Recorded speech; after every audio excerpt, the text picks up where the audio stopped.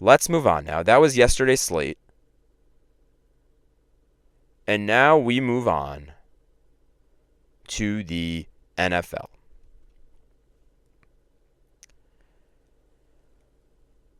We had the Super Bowl just about 2 weeks ago, but it is crazy to me how quickly we turn the page.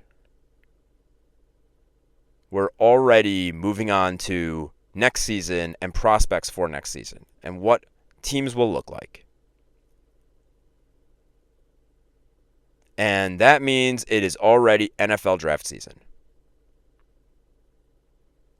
This is one of those years where teams need quarterbacks, but the draft class, is just not strong at that position. The Athletic released a mock draft this past weekend. And the way I see it, there are currently 6 teams in the top 10 picks who need quarterbacks, whose situation is more than just questionable.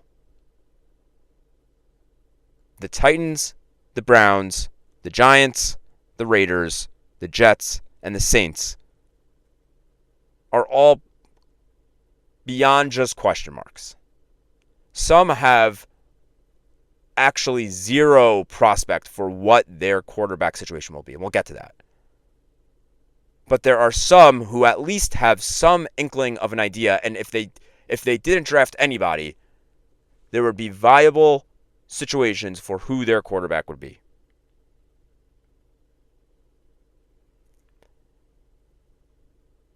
So the Browns, for example, they have Deshaun Watson on their roster, but he has an Achilles injury last year and was one of the worst quarterbacks in the league when he played. They had Jameis Winston. So maybe they look to run it back with him. So that's an example of a team who at least has kind of some sort of optionality when it comes to who will be their quarterback. No, Deshaun Watson's not an option. But they can say to themselves, let's bridge a year and run it back with Deshaun Watson if and when he's healthy. They could, in theory, say that. And again, they could run it back with Winston. Now, the Saints, they have Derek Carr. So maybe Kellen Moore likes him and tries to run it back with Derek Carr. But the question remains, do they want to change it up? Is Kellen Moore going to want a fresh slate? Is he going to want to choose who his quarterback is? And so the Saints are another example of they're not in dire need of a quarterback, but they're a team in the top 10 who would make sense. No one will question if they did draft one. The Titans are similar in the way that they have Will Levis. So they have somebody who has started games on their roster. And in theory, they could run it back with Will Levis and no one would even think twice. Well, they'd think twice, but they would understand, considering what this draft class is. But the other 3 teams, the Giants, the Raiders, and Jets, literally have nobody of note. Now, let's remember one thing. The Titans and the Raiders were within those 6 teams in terms of betting odds of landing Aaron Rodgers. The Raiders were tied for the best odds at plus 300, and the Titans were tied for the 4th best odds at plus 400. So we could kind of, seeing as the Raiders are a realistic landing spot for Aaron Rodgers, the teams that are now most desperate for a quarterback in the draft, and in my mind have zero direction at the moment for where they will go. Right, because the Raiders have a direction in theory with Aaron Rodgers according to Vegas. So there are only 2 teams left. Those are the Jets and the Giants. Those teams have no alternative to adding somebody. Aaron Rodgers will obviously not be the quarterback of the New York Jets. And the Giants are not linked to him at all, according to Vegas. So keeping all that in mind, let's look at this mock draft that was released this past week by The Athletic. And let's see what they predicted will happen. And I was shocked who they had going number 1 overall. At number 1, they had the Tennessee Titans taking Travis Hunter. And I agree with this. I agree that he is the best player in this draft. And the best player in the draft should be taken number 1. Even when your team does not have a quarterback, when there is no consensus best quarterback in the draft, and the quarterback class is overall considered to be weak, draft the best player available. On top of that, players like Travis Hunter do not come around often. He is elite as a wide receiver. He's an elite route runner. He's got great hands. He's very smart and very savvy. Again, not an X's and O's podcast. But on top of that, he plays the cornerback position, so he gives a different perspective as a wide receiver. He is already offering you a unique attribute about himself. Now, I'm not saying he should play both sides of the ball in the NFL, but it has to help seeing the game from both sides. In that perspective, it has to help. And so even though the Titans need to upgrade at quarterback, I think Travis Hunter is the right choice. And again, this opens them up. The Tennessee Titans, this opens them up to bring in Aaron Rodgers. And again, they can, in theory, get by with Will Levis for another season. And maybe they say, I can't believe I'm saying this, maybe they say, let's see if Will Levis could be a dog with Travis Hunter as his receiver. Let's be honest. Travis Hunter elevated Shedeur Sanders. So maybe the Titans decide, let's see if we could center our team instead of around an elite quarterback. Let's see how much we can do with a average to below average quarterback.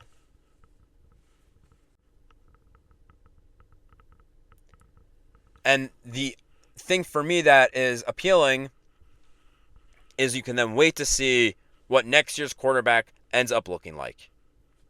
And this kind of goes the same for a couple of teams in this top 10. And speaking of another team to wait to see what happens next year, let's move on to the Cleveland Browns. And the Athletic here had them taking Abdul Carter at number 2. He's the edge rusher out of Penn State. So now 2 picks in, they had 2 teams who need a young quarterback, neither of them taking one in the draft. And again, this speaks volumes about this quarterback class. And if I were a Jets, Giants, Raiders fan, I would be worried. All of these teams need young quarterbacks. Maybe not the Raiders as much. So as a Jets and Giants fan, I would be worried. It is I wish I could dive into the psychology of drafting. Right? You have these 2 teams, the Titans and the Browns. No one would blink an eye if Cam Ward and Shedeur Sanders dropped below those first 2 picks. If they took Travis Hunter and Abdul Carter with the first 2 picks, no one would even think twice. They'd say these are 2 great players. They decided to go with them. They valued them more. But when it gets a little bit later, and you have Shedeur Sanders and Cam Ward still available, and your hand is almost forced that you need a quarterback, and it's a little bit later in the first round in the top 10, and they're still available, what do you do? What do you do?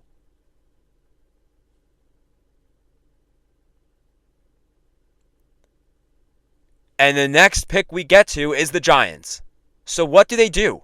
What do the Giants do at number 3 if they're not so hot on Cam Ward or Shedeur Sanders, but they're both there? And the Athletic had the Giants here taking Cam Ward. And I think this is notable for 2 reasons. 1, they were linked so heavy to Shedeur Sanders all offseason. Think about what that has to do to Shedeur Sanders' stock if after Shedeur Sanders wore Giants cleats in a college football game, in his last college football game ever. He so clearly wants to play for the Giants. Yet they take Cam Ward over him. What does that say about Shedeur Sanders?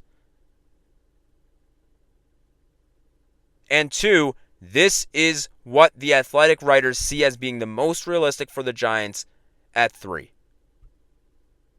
Not Shedeur, not another player, but they think that they are going to take the gamble on Cam Ward. Now, the article mentions the Giants signing a veteran quarterback for Ward to sit behind to develop before being the starter. I don't know, man. This seems really odd to me. The Giants have so many areas to address.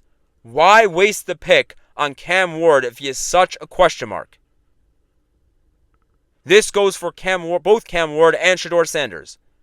And speaking of Shedeur Sanders, the Athletic has him going forth to the Raiders. So again, if you think he is capable of going there, fine, draft him. But as the Raiders, you also have a lot of positions to fill.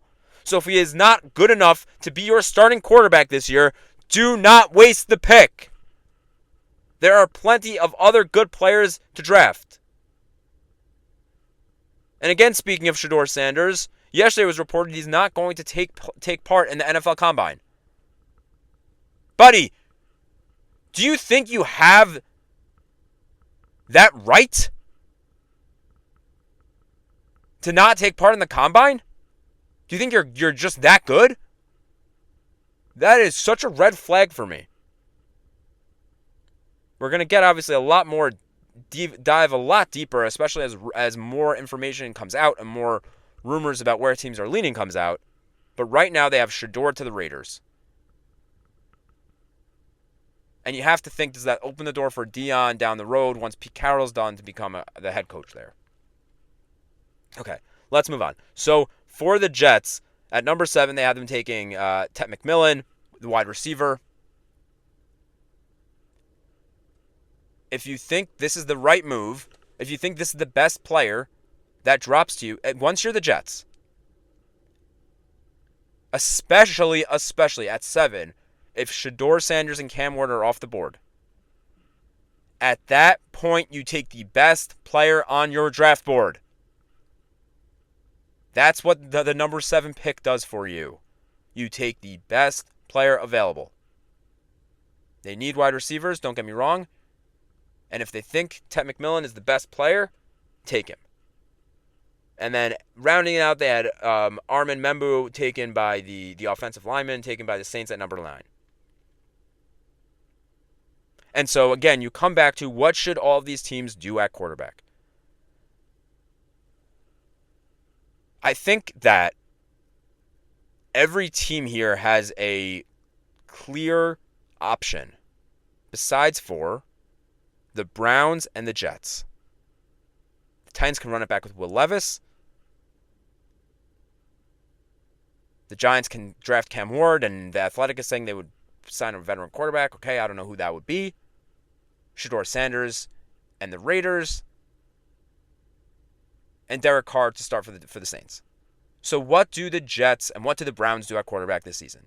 The Jets can, in theory, start Tyrod Taylor. See what he can do with Tet McMillan. The Browns would maybe tank another year and see what they could do in next year's class. But it is going to be a fun next 2 months leading up to the draft. I'm sure there will be a lot more information, especially after the combine. Okay.